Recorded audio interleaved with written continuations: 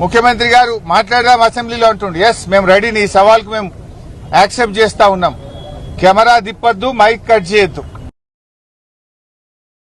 Cut చేయకుండా నువ్వేం చేసినావో, BRS party ఏం చేసిందో చర్చించడానికి మేము సిద్ధం. 60 ఏండ్ల కాంగ్రెస్ పాలనలో చేసింది ఏందో, 9.5 ఏండ్ల బీఆర్ఎస్ పాలనలో ఏం చేసినామో మేము చర్చించడానికి సిద్ధం. మేము 9.5 ఏండ్లలో 48 లక్షల ఎకరాలకు తెలంగాణలో సాగునీరు అందించి చూపాం. నువ్వేం చేసినావు 2.5 ఏండ్లలో? కనీసం 1 లక్ష ఎకరాలకన్నా నీళ్ళు ఇచ్చినావా?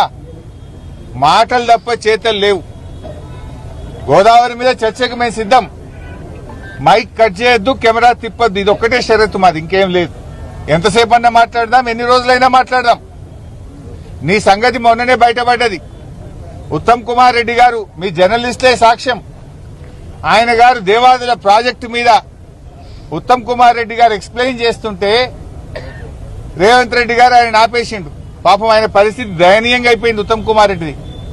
ఉత్తమన్న, నువ్వు జరాగు, ఈ ప్రాజెక్టు మీద కడియం శ్రీహరి గారికి బాగా తెలుసు, ఈసారి రివ్యూ చేస్తే కడియం శ్రీహరిని పిలుచుకో అంటుండు. అంటే నీళ్ల మంత్రికి ఏం తెలియదని చెప్పకనే చెప్తున్నాడు ఉత్తమ్ కుమార్ రెడ్డి.